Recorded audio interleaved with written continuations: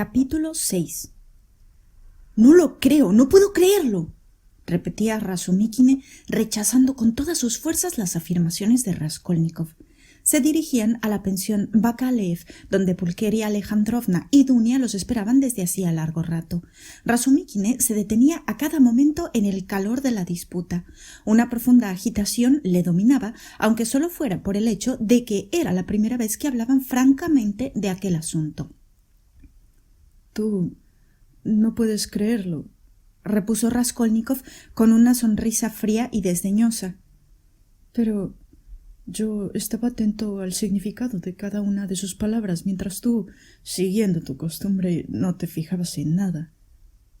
Tú has prestado tanta atención porque eres un hombre desconfiado. Sin embargo, reconozco que Porfirio hablaba en un tono extraño y sobre todo ese ladino de Samiotov. Tiene razón. Había en él algo raro, pero ¿por qué, señor? ¿Por qué? ¿Habrá reflexionado durante la noche?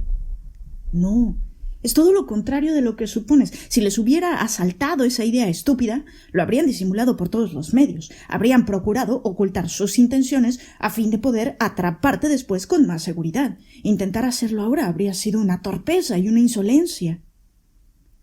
Si hubiesen tenido pruebas, verdaderas pruebas o suposiciones, nada más que algo fundadas, habrían procurado sin duda ocultar su juego para ganar la partida, o tal vez habrían hecho un registro en mi habitación hace ya tiempo, pero no tienen ni una prueba. Lo único que tienen son conjeturas gratuitas, suposiciones sin fundamento. Por eso intentan desconcertarme con sus insolencias. ¿Obedecerá todo al despecho de Porfirio, que está furioso por no tener pruebas? Tal vez persiga algún fin que es para nosotros un misterio. Parece inteligente.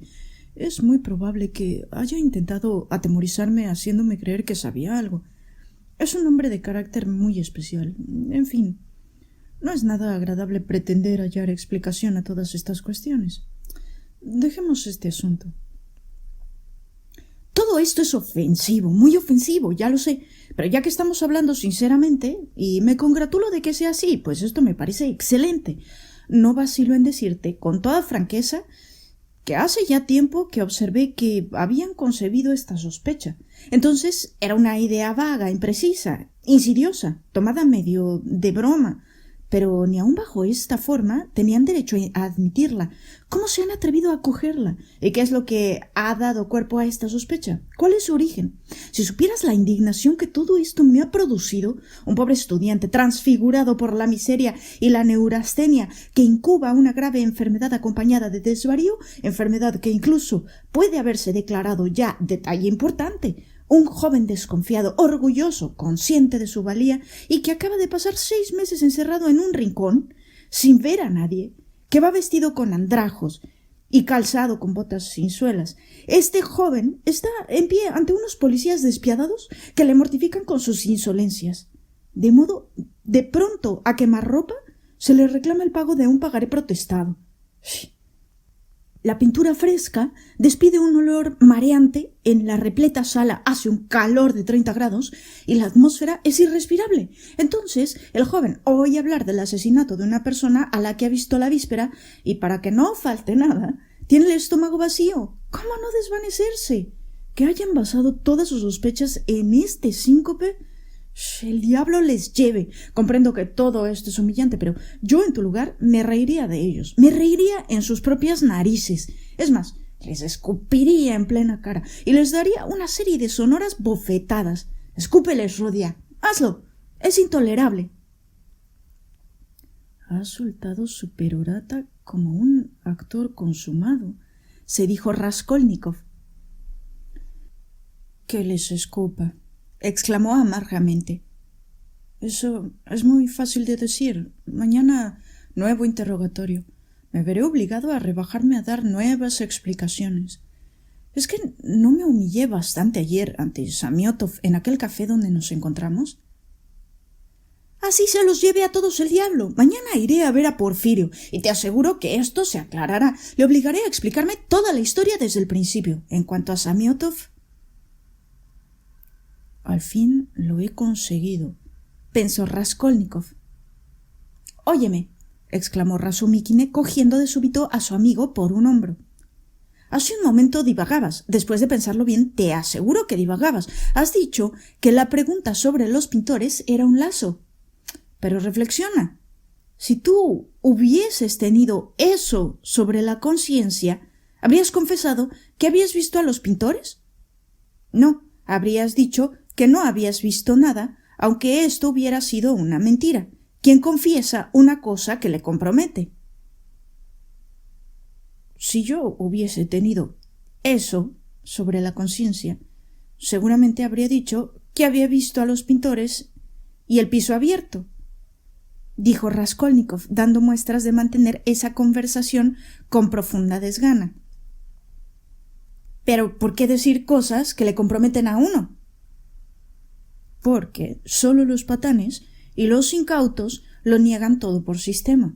Un hombre avisado, por poco culto e inteligente que sea, confiesa en la medida de lo posible todos los hechos materiales innegables. Se limita a atribuirles causas diferentes y añadir algún pequeño detalle de su invención que modifica su significado. Porfirio creía seguramente que yo respondería así, que declararía haber visto a los pintores para dar verosimilitud a mis palabras, aunque explicando las cosas a mi modo. Sin embargo, si tú hubieses dicho eso, él te habría contestado inmediatamente que no podía haber pintores en la casa 2 días antes del crimen y que por lo tanto tú habías ido allí el mismo día del suceso, de 7 a 8 de la tarde. Eso es lo que él quería. Creía que yo no tendría tiempo de darme cuenta de ese detalle, que me apresuraría a responder del modo que juzgara más favorable para mí, olvidándome de que los pintores no podían estar allí 2 días antes del crimen. Pero, ¿es posible olvidar una cosa así? Es lo más fácil. Estas cuestiones de detalle constituyen un escollo de los maliciosos. El hombre más sagaz es el que menos sospecha que puede caer ante un detalle insignificante. Porfirio no es tan tonto como tú crees. Entonces es un ladino. Raskolnikov se echó al reír, pero al punto se asombró de haber pronunciado sus últimas palabras con verdadera animación e incluso con cierto placer. Él, que hasta entonces había sostenido la conversación como quien cumple una obligación penosa. «Me parece que le estoy tomando el gusto a estas cosas», pensó, pero de súbito se sintió dominado por una especie de agitación febril, como si una idea repentina e inquietante se hubiera apoderado de él. Este estado de ánimo llegó a ser muy pronto intolerable. Estaban ya ante la pensión Bakalev. «Entra tú solo», dijo de pronto Raskolnikov. «Yo vuelvo enseguida». «¿A dónde vas? ¿Ahora que hemos llegado?» «Tengo algo que hacer. Es un asunto que no puedo dejar. Estaré de vuelta dentro de una media hora. Díselo a mi madre y a mi hermana». «Espera, voy contigo». «¿También tú te has propuesto perseguirme?», exclamó Raskolnikov con un gesto tan desesperado que Razumikine no se atrevió a insistir. El estudiante permaneció un momento ante la puerta, siguiendo con mirada sombría a Raskolnikov, que se alejaba rápidamente en dirección a su domicilio. Al fin apretó los puños, rechinó los dientes y juró obligar a hablar francamente a Porfirio antes de que llegara la noche. Luego subió para tranquilizar a Pulqueria Alejandrovna, que empezaba a sentirse inquieta ante la tardanza de su hijo. Cuando Raskolnikov llegó ante la casa en que habitaba, tenía las sienes empapadas de sudor y respiraba con dificultad. Subió rápidamente la escalera, entró en su habitación, que estaba abierta, y la cerró. Inmediatamente, loco de espanto, corrió hacia el escondrijo donde había tenido guardados los objetos, introdujo la mano por debajo del papel y exploró hasta el último rincón del escondite. Nada. Allí no había nada. Se levantó lanzando un suspiro de alivio. Hacía un momento, cuando se acercaba a la pensión Bakalev, le había asaltado de súbito el temor de que algún objeto, una cadena, un par de gemelos o incluso alguno de los papeles en que iban envueltos y sobre Los que había escrito la vieja se le hubieran escapado al sacarlos, quedando en alguna rendija para servir más adelante de prueba irrecusable contra él. Permaneció un momento sumido en una especie de ensoñación, mientras una sonrisa extraña, humilde e inconsciente erraba en sus labios. Al fin, cogió su gorra y salió de la habitación en silencio. Las ideas se confundían en su cerebro. Así, pensativo, bajó la escalera y llegó al portal. «Aquí lo tiene usted», dijo una voz potente. Raskolnikov levantó la cabeza. El portero, de pie en el umbral de la portería, señalaba a Raskolnikov y se dirigía a un individuo de escasa estatura con aspecto de hombre del pueblo. Vestía una especie de hopalanda sobre un chaleco y visto de lejos se le habría tomado por una campesina. Su cabeza, cubierta con un gorro grasiento, se inclinaba sobre su pecho. Era tan cargado de espaldas que parecía jorobado. Su rostro, fofo y arrugado, era el de un hombre de más de 50 años. Sus ojillos, cercados de grasa, lanzaban miradas sombrías. «¿Qué pasa?», preguntó Raskolnikov, acercándose al portero. El desconocido empezó por dirigirle una mirada al soslayo. Después lo examinó determinadamente, sin prisa, al fin y sin pronunciar palabra. Dio media vuelta y se marchó. «¿Qué quería ese hombre?», preguntó Raskolnikov. «Es un individuo que ha venido a preguntar si vivía aquí un estudiante que ha resultado ser usted, pues me ha dado su nombre y el de su patrona. En este momento ha bajado usted y yo le he señalado y él se ha ido. Esto es todo». El portero parecía bastante asombrado, pero su perplejidad no duró mucho. Después de reflexionar un instante, dio media vuelta y desapareció en la portería. Raskolnikov salió en pos del desconocido. Apenas salió, lo vio por la acera de enfrente. Aquel hombre marchaba a un paso regular y lento. Tenía la vista fija en el suelo y parecía reflexionar. Raskolnikov le alcanzó enseguida, pero de momento se limitó a seguirle. Al fin se colocó a su lado y le miró de reojo. El desconocido advirtió al punto su presencia. Le dirigió una rápida mirada y volvió a bajar los ojos. Durante un minuto avanzaron en silencio. «Usted ha preguntado por mí al portero, ¿no?», dijo Raskolnikov en voz baja. El otro no respondió, ni siquiera levantó la vista. Hubo un nuevo silencio. «¿Viene a preguntar por mí y ahora se calla? ¿Por qué?». Raskolnikov hablaba con voz entrecortada. Las palabras parecían resistirse a salir de su boca. Esta vez el desconocido levantó la cabeza y dirigió al joven una mirada sombría y siniestra. «Asesino», dijo de pronto, en voz baja pero clarísima. Raskolnikov siguió a su lado. Sintió que las piernas le flaqueaban y vacilaban. Un escalofrío recorrió su espina dorsal. Su corazón dejó de latir como si se hubiera separado de su organismo. Dieron en silencio un centenar de pasos más. El desconocido no le miraba. «¿Pero qué dice usted? ¿Quién es un asesino?», balbuceó al fin Raskolnikov, con voz apenas perceptible. Tú eres un asesino», respondió el desconocido, articulando las palabras más claramente todavía. Con una mirada triunfal y llena de odio, miró el rostro pálido y los ojos vidriosos de Raskolnikov. Entretanto, habían llegado a una travesía. El desconocido dobló por ella y continuó su camino sin volverse. Raskolnikov se quedó clavado en el suelo, siguiendo al hombre con la vista. Este se volvió para mirar al joven, que continuaba sin hacer el menor movimiento. La distancia no permitía distinguir sus rasgos, pero Raskolnikov creyó advertir que aquel hombre sonreía aún con su sonrisa glacial y llena de un odio triunfante. Transido de espanto, temblándole las piernas, Raskolnikov volvió como pudo a su casa y subió a su habitación. Se quitó la gorra, la dejó sobre la mesa y permaneció inmóvil durante 10 minutos. Al fin, ya en el límite de sus fuerzas, se dejó caer en el diván y se extendió penosamente con un débil suspiro. Cerró los ojos y así estuvo media hora. No pensaba en nada concreto. Solo pasaban por su imaginación retazos de ideas, imágenes vagas que se asignaban en desorden, rostros que había conocido en su infancia, fisionomías vistas una sola vez, casualmente, y que en otras circunstancias no habría podido recordar. Veía el campanario de la iglesia de V, una mesa de billar y junto a ella, de pie, un oficial desconocido. De un estanco instalado en un sótano salía un fuerte olor a tabaco. Una taberna, una escalera de servicio oscura como boca de lobo, cubierta de cáscaras de huevo y toda clase de basuras caseras, el sonido de una campana dominical. Los objetos cambian de continuo y giran en torno de él como un frenético torbellino. Algunos le gustan e intenta atraparlos, pero al punto se desvanecen. Experimenta una ligera sensación de ahogo, pero en ella hay un algo agradable.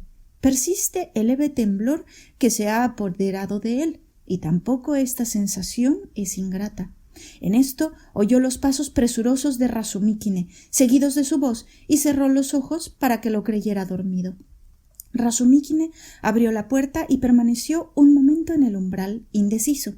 Luego entró silenciosamente y se acercó al diván con grandes precauciones. «No, no lo despiertes. Déjalo dormir todo lo que quiera», murmuró Nastasia. «Ya comerá más tarde». «Tienes razón», repuso Rasumikine. Los dos salieron de puntillas y cerraron la puerta. Transcurrió una media hora. De súbito, Raskolnikov empezó a abrir poco a poco los ojos. Después hizo un rápido movimiento y quedó boca arriba con las manos enlazadas bajo la nuca. ¿Quién es? ¿Quién será ese hombre que parece haber surgido de debajo de la tierra? ¿Dónde estaba? ¿Y qué vio? De que lo vio todo no hay duda. Bien, pero ¿desde dónde presenció la escena? ¿Y por qué habrá esperado hasta este momento para dar señales de vida? ¿Cómo se las arreglaría para ver? Si parece imposible. Además, siguió reflexionando Raskolnikov, dominado por un terror glacial. Ahí está el estuche que Nicolás encontró detrás de la puerta. ¿Se podía esperar que ocurriera esto? Pruebas. Basta equivocarme en una nimiedad para crear una prueba que va creciendo hasta alcanzar dimensiones gigantescas. Con profundo pesar notó que las fuerzas le abandonaban, que una extrema debilidad le invadía. Debí suponerlo, se dijo con amarga ironía. No sé cómo me atreví a hacerlo. Yo me conocía. Yo sabía de lo que era capaz. Sin embargo, empuñé el hacha y derramé sangre. Debí preverlo todo, pero ¿acaso no lo había previsto? Se dijo esto último con verdadera desesperación. Después le asaltó un nuevo pensamiento. No, esos hombres están hechos de otro modo. Un auténtico conquistador, uno de esos hombres a los que todo se les permite, como Napoleón, organiza matanzas en París, olvida su ejército en Egipto, pierde 500.000 de hombres en la campaña de Rusia, se salva en Vilna por verdadera casualidad, por una equivocación, y sin embargo después de su muerte se le levantan estatuas.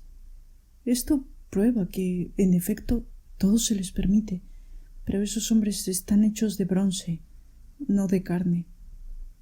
De pronto tuvo un pensamiento que le pareció divertido. Napoleón, las pirámides, Waterloo por un lado, y por otro una vieja y enjuta usurera que tiene debajo de la cama un arca forrada de tafilete rojo. ¿Cómo admitir que puede haber una semejanza entre ambas historias? ¿Cómo podría admitirlo un Porfirio Petrovich, por ejemplo? Completamente imposible. Sus sentimientos estéticos se oponen a ello. Un Napoleón introducirse debajo de la cama de una vieja. Inconcebible. De vez en cuando experimentaba una exaltación febril y creía desvariar. La vieja no significa nada, se dijo fogosamente. Yo quería salvar el escollo rápidamente, de un salto. No he matado a un ser humano, sino un principio, y el principio lo he matado, pero el salto no lo he sabido dar. Me he quedado a la parte de aquí. Lo único que he sabido ha sido matar. Y ni siquiera esto lo he hecho bien del todo. Al parecer, un principio... Ay, ¿por qué ese idiota de Razumihin atacará a los socialistas? Son personas laboriosas, hombres de negocios que se preocupan por el bienestar general. Sin embargo, solo se vive una vez y yo no quiero esperar esa felicidad universal. Ante todo, quiero vivir. Si no sintiese este deseo, sería preferible no tener vida. Al fin y al cabo, lo único que he hecho ha sido negarme a pasar por delante de una madre hambrienta, con mi rublo bien guardado en el bolsillo, esperando la llegada de la felicidad universal. Yo aporto, por decirlo así, mi piedra al edificio común. Y esto es suficiente para que me sienta en paz. ¿Por qué me dejasteis partir? Tengo un tiempo determinado de vida y quiero también... yo no soy más que un gusano atiborrado de estética. Sí, un verdadero gusano, y nada más. Al pensar esto, estalló en una risa de loco y se aferró a esta idea y empezó a darle todas las vueltas imaginables con un acre placer. Sí, lo soy, aunque solo sea primero porque me llamo gusano a mí mismo y segundo porque llevo todo un mes molestando a la divina providencia al ponerla por testigo de que yo no hacía aquello para procurarme satisfacciones materiales, sino con propósitos nobles y grandiosos. Y también porque decidí observar la más rigurosa justicia y la más perfecta moderación en la ejecución de mi plan. En primer lugar, elegí el gusano más nocivo de todos y, en segundo, al matarlo, estaba dispuesto a no quitarle sino el dinero estrictamente necesario para emprender una vida nueva.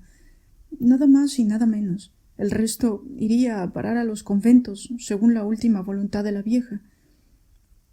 En fin, lo cierto es que soy un gusano, de todas formas, añadió rechinando los dientes, porque soy tal vez más vil e innoble que el gusano al que asesiné, y porque yo presentía que después de haberlo matado me diría esto mismo que me estoy diciendo.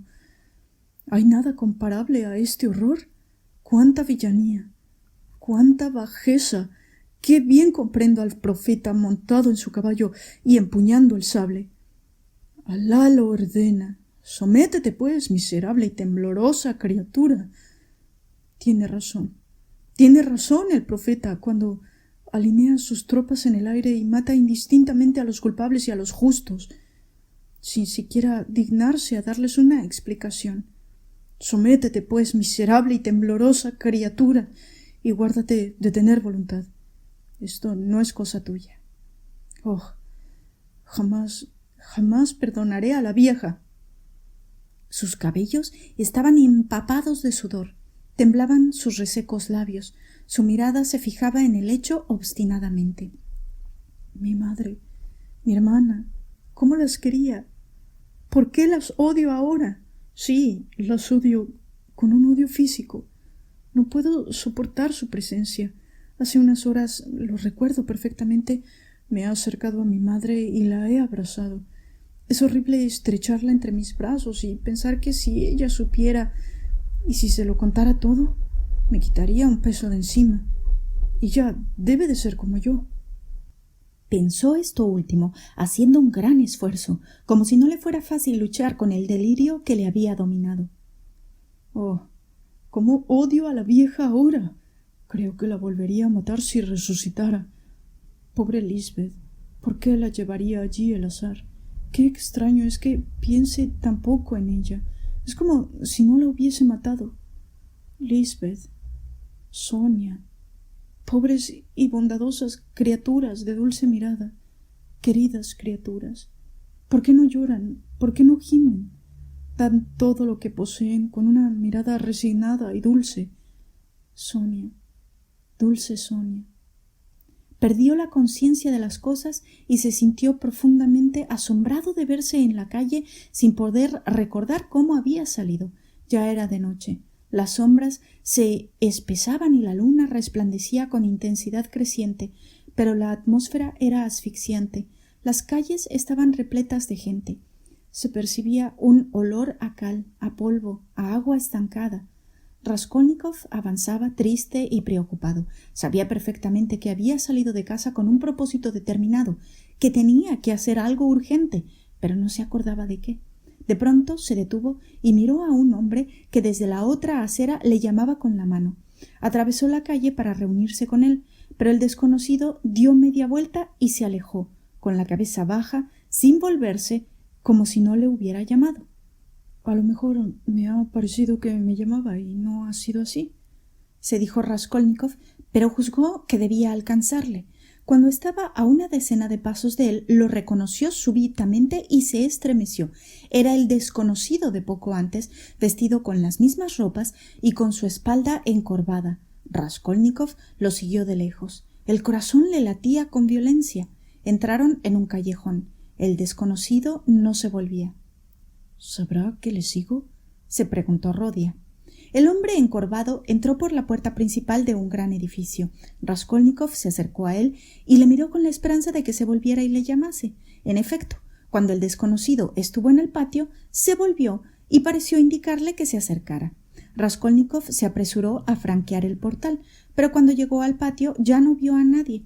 Por lo tanto, el hombre de la hopalanda había tomado la primera escalera. Raskolnikov corrió tras él. Efectivamente, se oían pasos lentos y regulares a la altura del segundo piso. Aquella escalera, cosa extraña, no era desconocida para Raskolnikov. Allí estaba la ventana del rellano del primer piso. Un rayo de luna misteriosa y triste se filtraba por los cristales y llegó al segundo piso. Pero si es aquí donde trabajaban los pintores. Como no habría reconocido antes la casa, el ruido de los pasos del hombre que le precedía se extinguió. Por lo tanto, se ha detenido. Tal vez se haya ocultado en alguna parte. He aquí el tercer piso. ¿Debo seguir subiendo o no? ¡Qué silencio! El ruido de sus propios pasos le daba miedo.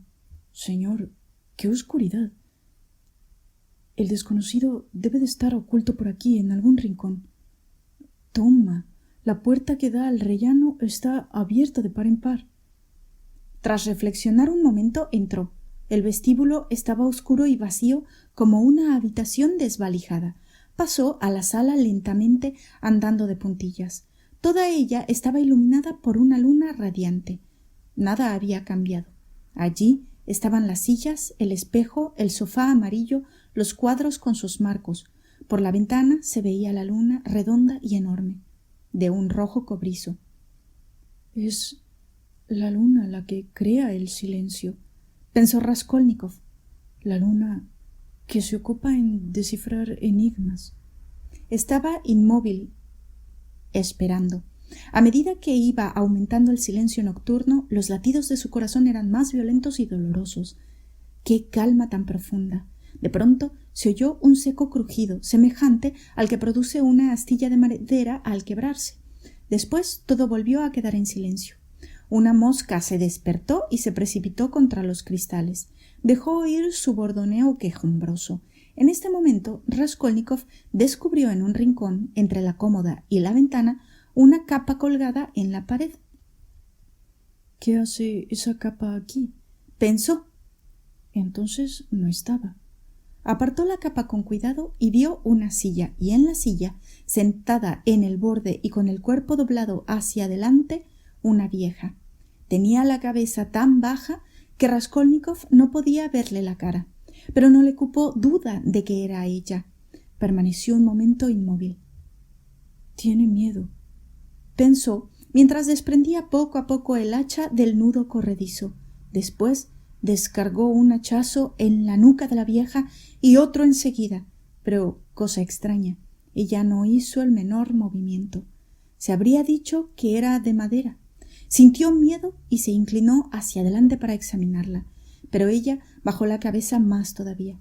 Entonces él se inclinó hasta tocar el suelo con su cabeza y la miró de abajo hacia arriba. Lo que vio le llenó de espanto. La vieja reventaba de risa, de una risa silenciosa que trataba de ahogar, haciendo todos los esfuerzos imaginables. De súbito le pareció que la puerta del dormitorio estaba entreabierta y que alguien se reía allí también. Creyó oír un cuchicheo y se enfureció. Empezó a golpear la cabeza de la vieja con todas sus fuerzas, pero a cada hachazo redoblaban las risas y los cuchicheos en la habitación vecina, y lo mismo podía decirse de la vieja, cuya risa había cobrado una violencia convulsiva. Raskolnikov intentó huir, pero el vestíbulo estaba lleno de gente. La puerta que daba a la escalera estaba abierta de par en par, y por ella pudo ver que también el rellano y los escalones estaban llenos de curiosos. Con las cabezas juntas todos miraban, tratando de disimular. Todos esperaban en silencio. Se le oprimió el corazón, las piernas se negaban a obedecerle, le parecía tener los pies clavados en el suelo. Intentó gritar y se despertó. Tenía que hacer grandes esfuerzos para respirar, y aunque estaba bien despierto, le parecía que su sueño continuaba. La causa de ello era que, en pie en el umbral de la habitación, cuya puerta estaba abierta de par en par, un hombre, al que no había visto jamás, le contemplaba atentamente. Raskolnikov, que no había abierto los ojos del todo, se apresuró a volver a cerrarlos. Estaba echado boca arriba y no hizo el menor movimiento. ¿Sigo soñando o ya estoy despierto?, se preguntó, y levantó los párpados casi imperceptiblemente para mirar al desconocido. Este seguía en el umbral, observándole con la misma atención. De pronto entró cautelosamente en el aposento, cerró la puerta tras él con todo cuidado, se acercó a la mesa, estuvo allí un minuto sin apartar los ojos del joven y sin hacer el menor ruido. Se sentó en una silla cerca del diván. Dejó su sombrero en el suelo, apoyó las manos sobre el puño del bastón y puso la barbilla sobre las manos. Era evidente que se preparaba para una larga espera. Raskolnikov le dirigió una mirada furtiva y pudo ver que el desconocido no era ya joven, pero sí de complexión robusta y que llevaba barba, una barba espesa, rubia, que empezaba a blanquear. Estuvo así 10 minutos. Había aún alguna claridad, pero el día tocaba a su fin. En la habitación reinaba el más profundo silencio. De la escalera no llegaba el menor ruido. Solo se oía un moscardón que se había lanzado contra los cristales y que volaba junto a ellos, zumbando y golpeándolos obstinadamente. Al fin, este silencio se hizo insoportable. Raskolnikov se incorporó y quedó sentado en el diván. Bueno, ¿qué desea usted? Ya sabía yo que usted no estaba dormido de veras, sino que lo fingía, respondió el desconocido, sonriendo tranquilamente. Permítame que me presente. Soy Arkadio Ivanovich Svidrigailov.